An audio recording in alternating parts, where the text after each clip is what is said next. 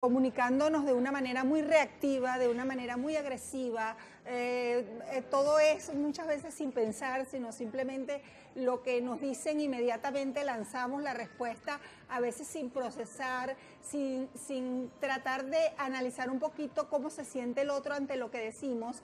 Y por supuesto, la manera como nosotros nos estamos comunicando es la manera como nuestros hijos nos están observando y es la manera como ellos están aprendiendo a comunicarse. Entonces, por supuesto, la forma como nosotros estamos desenvolviéndonos en el hogar, como nos estamos desenvolviéndonos como pareja, como nos estamos desenvolviendo ante la escuela, cómo nos estamos desenvolviendo cuando estamos comprando en el supermercado, cómo nos estamos desenvolviendo cuando estamos manejando y nos tocan la corneta. Como tratamos al otro. Como tratamos a cualquier otro, esa es la manera como nuestros hijos nos están observando y nos están diciendo cómo debemos comportarnos ante las otras personas, ¿ok? Entonces no podemos aspirar que ellos se comporten de otra manera si no lo hacemos bien. Exactamente, y conversamos acerca de cómo hay que hacer nosotros como padres para tener una comunicación con nuestros hijos y que sea lo más positiva y asertiva posible, ¿no? Pero es un reto, porque uno puede entender que cada cabeza es un mundo y que así como nosotros tenemos nuestros problemas y preocupaciones, los chamos también están pasando por etapas de la vida que son distintas y quizás uno ya en esta situación, cuando ya es mayor, las ve como niñeces, inquietudes, así como que, ay, no pasa nada, no tienen importancia. Pero los niños sí encuentran que hay preocupaciones que quizás mi papá no va a entender esto. Entonces, ¿cómo hacerle entender nosotros como padres a nuestros hijos la manera correcta en la cual hay que comunicarnos, no solo con nosotros, en la relación parental y los hijos, sino con el mundo? Sí, Tere, yo creo que lo fundamental es la escucha activa, ¿no? Porque muchas veces lo que tú dices, para nosotros tal vez el que un compañerito me empujó o que no quisieron jugar conmigo a lo que yo quería, para nosotros, o sea, eso no importa, o sea, tengo problemas más grandes, ¿no? Pero resulta que para mí eso es un gran problema. Entonces, en ese momento en que nosotros nos sentamos un ratico a escuchar activamente, realmente activamente, sin teléfono, sin televisión, sin otros distractores, nosotros vemos que realmente para ese niño eso es importante. Entonces, ese es el momento en que debemos aprovechar, ok, ¿cómo te sentiste en ese momento? ¿Qué crees que puedes hacer?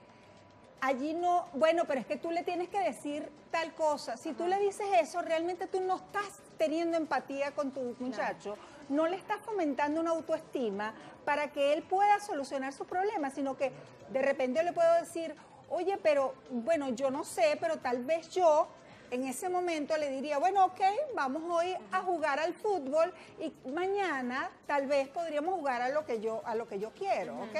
Claro. Esa es una manera que ellos dicen, bueno, es una manera de gestionar conflictos. Lo vamos enseñando a gestionar de una manera práctica. A solucionar. Ahí no imponerse. A que no, porque el niño me empujó y yo lo empujé, ¿ok? O no, yo le dije que él venía fea porque esa ropa es fea. Ok, vamos a ver, ¿cómo te sentirías tú? O sea, si tú vas con esa ropa y un compañerito te dice eso, piensa cómo te... O sea, empezar un poquito a reflexionar, la empatía, a ponerme en el lugar del otro. ¿Cómo se siente el otro? ¿Cómo te sientes tú? O sea, no que simplemente... No, en la vida hay que ser sincero, porque ese es el... No, uno puede ser sincero, pero hay filtros que podemos usar. A lo mejor a ti no te gusta exactamente la ropa de alguien, pero tú vas y le dices, mira, no me gusta, ya, lo pasas por alto. Pero ahora hay un detalle, ¿no? Hablamos de que los niños copian el comportamiento de sus adultos, de su madre, de su padre. Pero ¿qué pasa? Los niños no están solamente con mamá y con papá, que a lo mejor tienen una asesoría, intentan hacer todo lo que tú dices y por ahí todo va bien. Ellos ven a otros adultos cómo se comportan, ya sea en la calle, ya sea en el colegio, ya sean tíos, primos, abuelos, guardería. Entonces, a veces los niños tienen unas reacciones que podemos juzgar y decir, eso viene de casa, pero a lo mejor no viene de casa, porque ellos dicen unas cosas que hasta los papás se sorprenden y dicen, ¿de dónde aprendió eso? ¿Cómo manejarlo? Por supuesto, por eso es que es importante que el adulto significativo primario, o sea, principal, padre, mamá, o sea, las personas que están allí siempre al frente de ellos, independientemente, siempre va a haber personas, porque indudablemente siempre va a haber personas que nos rodean, que dicen y hacen cosas que no nos agradan. puedan, ¿ok? Pero nosotros tenemos que tener en casa unos valores muy firmes, unos valores muy consolidados, donde podamos estar claros como niños qué está bien y qué está mal, cuáles son nuestros límites claros y que no nos podemos ir a los extremos, ¿ok?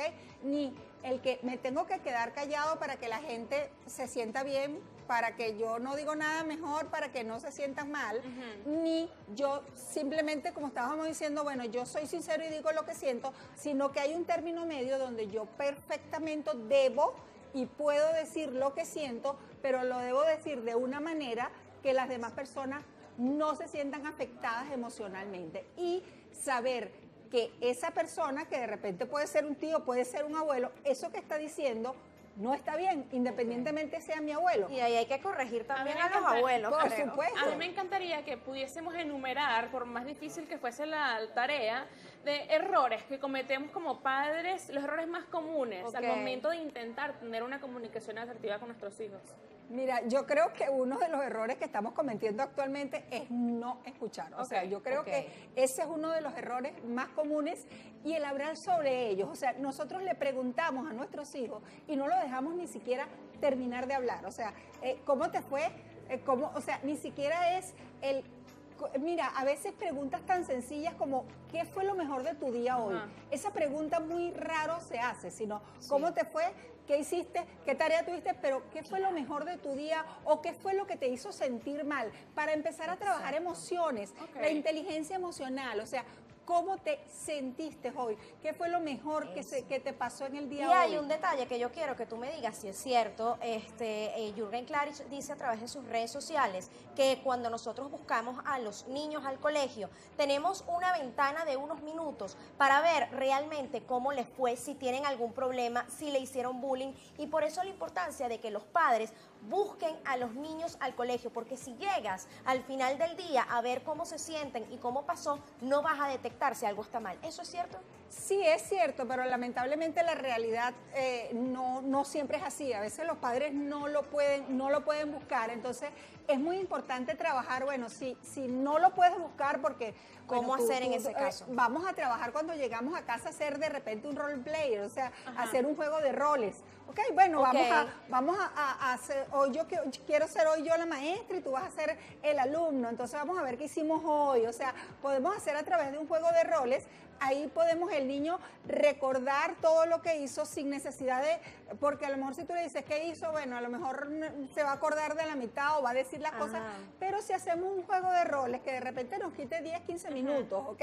Y a través de eso, que puede ser algo que puede lograr una empatía y una conexión con los padres, te puede decir todo lo que pasó en un salón de clases. Entonces, esa puede ser una dinámica que tú puedes utilizar, no todos los días, obviamente, porque el niño también se fastidia de eso, pero cuando hay algo que de repente, oye, tú lo ves al niño más triste, cabizbajo, o de repente que no hizo nada, o sea, que tú le revises el cuaderno y no hizo nada, ¿qué pasó aquí? Entonces, bueno, vamos a ver, vamos a hacer un juego de roles a ver qué pasó.